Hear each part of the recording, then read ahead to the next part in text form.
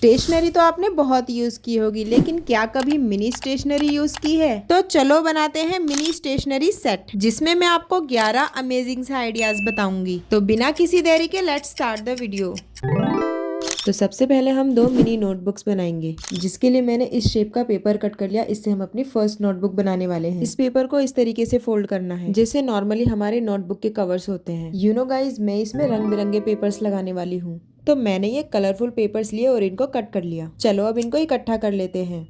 और हाँ गाइज, हमें इन पेपर्स को नोटबुक के कवर से थोड़ा छोटा कट करना है। पेपर क्लिप लगा के थोड़ी देर के लिए इसको रख देते हैं। जो हमने नोटबुक का कवर बना के रखा था ना, उस पर दोनों साइड इस तरीके से पेपर चिपकाने हैं। इसके बाद एक और पेपर कवर की तरह ही फोल्ड करना है और यहाँ पर B7000 ग्लू लगाना है। जो हमने पेपर्स कट करके रखे थे ना, उसको इसके अंदर चिपका देंगे। इसके बाद इनको नोटबुक के कवर में इस तरीके से लगा देंगे। अरे वाह गाइज, इन रंग बिरंगे पेपर्स की नोटबुक तो बहुत अच्छी लग रही है। चलो इन्हें भी पेपर क्लिप लगा के रख देते हैं ताकि अच्छे से स्टिक हो जाए। अब इन रंग बिरंगे डॉट्स को यूज करके इस पर थोड़ा डेकोरेशन कर लेते हैं। मेरे पास ये पहले से ही रखे हुए थे, आप चाहो तो पेंसिल कलर से भी ड्रॉ कर सकते हो। एक एक करके सारे डॉट्स इसके ऊपर चिपका देंगे और देखो ये कितना ब्यूटीफुल लग रहा है। अब जो बचे हुए डॉट्स हैं हम उनको पीछे की साइड चिपका देंगे। सो गाइज, हमारी पहली नोटबुक तो तैयार है। दूसरी वाली नोटबुक को भी मैंने इसी तरीके से बना लिया है। अब इसको ऐसे ही थोड़ी ना छोड़ेंगे, तो इसको भी डेकोरेट करना पड़ेगा। तो मैं उसी के लिए यहाँ पर एक क्यूट सी किटी बना रही हूँ। वैसे गाइज, अगर आपको ड्राइंग नहीं आती है तो आप इसको छाप भी सकते हो। अब आप सोचोगे वो कैसे? बस फोन की स्क्रीन पर पिक्चर डाउनलोड करके छाप दो। तो मेरी किटी तो बन चुकी है। अब इसको कट करने के बाद अपनी नोटबुक पे चिपका देते हैं। और ये रहा हेलो किटी वाला tag.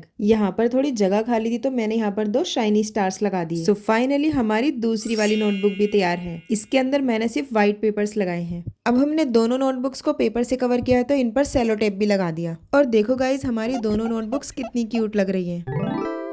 So now let's make scales. अब इतनी बड़ी स्केल तो हम नहीं बनाएंगे, तो मैंने इस थिक पेपर से एक छोटा सा टुकड़ा कट कर लिया। अब हम मिनी स्टेशनरी बना रहे हैं, तो ये थोड़ी कलरफुल और क्यूट तो होनी ही चाहिए। बताओ है कि नहीं?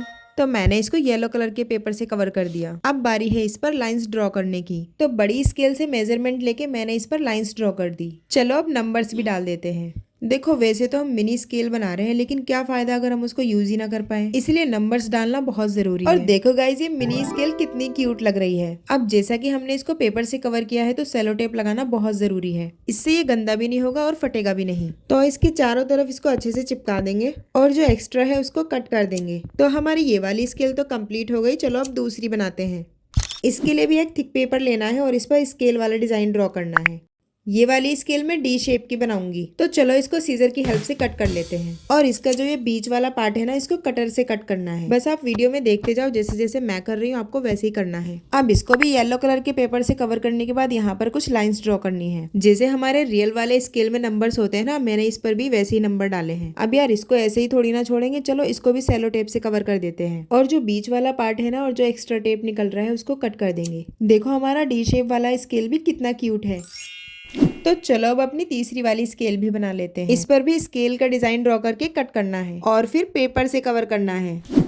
जैसा कि ट्रायंगल रूलर पर नंबर्स और लाइंस होते हैं ना, इस पर भी वैसे ही ड्रॉ करने हैं। और देखो गाइस, इसको बनाना कितना आसान था। सो फाइनली हमारी तीनों स्केल्स बन गई। इनको यूज करने में तो बहुत मजा आएगा। So now let's make mini cutting mat, जिसके लिए मैंने ये प्लाईबोर्ड का छोटा सा टुकड़ा ले लिया। अब हम यहाँ पर कटिंग मैट बना रहे हैं, तो इसके लिए थोड़ा हार्ड मटेरियल ही लेना पड़ेगा। तो सबसे पहले मैंने इस पर जेसो अप्लाई कर दिया, क्योंकि मैं इस पर पेंट करने वाली हूँ। चलो अब इसको थोड़ी देर ड्राई होने के लिए रख देते हैं। गाइस, ये अच्छे से ड्राई हो चुका है। अब बारी है इस पर पेंट करने की। तो देरी किस बात की, चलो जल्दी से इस पर पेंट करते हैं। मैं अपनी मैट को पर्पल कलर का बना रही हूँ। आप चाहो तो दूसरे कलर्स भी यूज कर सकते हो, जैसे पिंक और ग्रीन। वो कलर्स भी काफी अच्छे लगते हैं। तो गाइज, आगे की साइड हमारा पेंट कंप्लीट हो चुका है। चलो अब पीछे की साइड भी कर देते हैं। गाइज, आप लोगों की कटिंग मैट बनाने की बहुत ज्यादा रिक्वेस्ट आ रही थी। वैसे मैंने बड़ी मैट बनाने का सोचा था, लेकिन मैं मिनी स्टेशनरी बना रही हूँ, तो मैंने सोचा इसी में बना लेते हैं। तो बताओ सही किया ना? कलर करने के बाद मैंने इसको ड्राई होने के लिए रख दिया था। इसके कॉर्नर को मैंने राउंड शेप में कट कर दिया। जो हमने मिनी स्केल बनाई थी ना, इस पर लाइन ड्रॉ करने के लिए हम इसी का यूज करेंगे। अब देखो यार, ये स्केल हमारे कितने काम आएगी। हमें जब भी छोटी लाइंस ड्रॉ करनी होगी, हम इसी का यूज करेंगे। और हम अपनी मिनी मैट को भी बिल्कुल रियलिस्टिक बनाएंगे, ताकि हम इसको भी यूज कर पाए। लाइंस ड्रॉ करने के बाद मैं इस पर कुछ नंबर्स भी डालूंगी, जैसे हमारे रियल वाली मैट में होते हैं। सो फाइनली गाइस, सारी डिटेल्स ऐड करने के बाद हमारी मिनी मैट भी तैयार है। So now let's make colour pencils. इन टूथ पिक्स को यूज करके ही हम छोटे छोटे कलर्स बनाएंगे। अभी साइज में थोड़ा बड़ी है तो मैं यहाँ से तोड़कर थोड़ा छोटा कर रही हूँ। इसी तरह से सारी टूथ पिक्स को इक्वल कट करना है। इसकी ऊपर वाली एज को मैंने सैंड पेपर से घिस के थोड़ा स्मूथ कर लिया। तो सारी टूथ पिक्स को हमें इसी तरह से रेडी कर लेना है। अब बारी है इन पर कलर्स करने की। सबसे पहले मैं रेड कलर बना रही हूँ। बस इनकी नोक पर कलर करना है और पीछे की साइड इस तरीके से कर देंगे। जैसा कि आप वीडियो में देख ही रहे हो, ये मिनी कलर्स बनाना तो बहुत ही आसान है। ये बन गया ग्रीन कलर, ये ब्लू, ग्रीन और ये ऑरेंज कलर। तो हमारे यहाँ पर सभी कलर्स बन गए हैं। अब इनको रखने के लिए कुछ तो चाहिए ना। चलो एक डब्बी बनाते हैं, जिसके लिए एक थिक पेपर का पीस लेना है और इस तरीके से मार्क करना है। अब मैं इस साइड से इसको ओपन रखूंगी तो मैंने यहाँ पर हार्ट शेप कट कर दी। इस वाले पार्ट को थोड़ा कलरफुल कर दिया। जहाँ पर भी हमने निशान लगाए थे ना, हमें इस तरीके से फोल्ड करना है और पीछे की साइड इस तरीके से मोड़कर इसको ग्लू से चिपका देंगे। गाइस, हमारी ये कलर्स वाली डिब्बी तो बहुत क्यूट बनने वाली है। जो हमने कलर्स बनाए थे ना, चलो अब इसके अंदर रखते हैं। और देखो गाइज, हमारे कलर्स कितने क्यूट लग रहे हैं ना। तो चलो इसी बात पर वीडियो को लाइक करो।